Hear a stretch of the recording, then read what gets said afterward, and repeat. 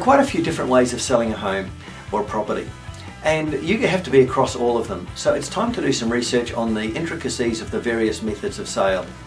Now, your office may have a preferred method of sale that they use predominantly. It could be an auction type campaign that's run for most of the sales that happen in your area.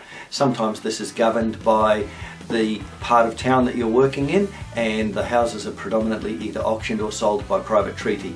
It might also be governed by the style of property that you're working with, and whether you're working with, for instance, local buyers or distant investors. So the topic for today is to do some research in your office and list the types of sale that are generally used in your office.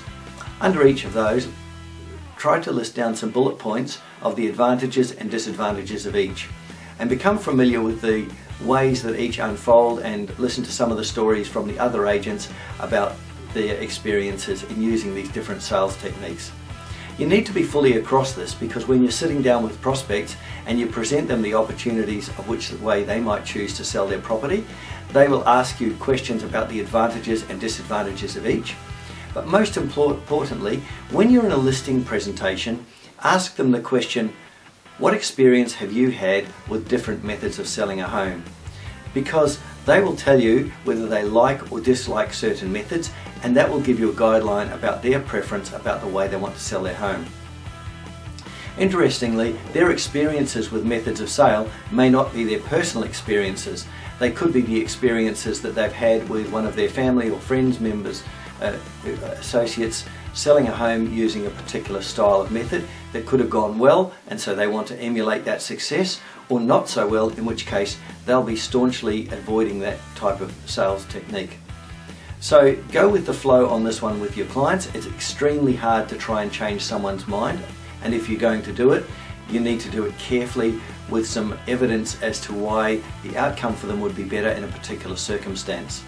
Remember the old adage here that we're not trying to persuade someone, we're trying to present them with enough facts so that they draw their own conclusion, which is the one that you want them to draw.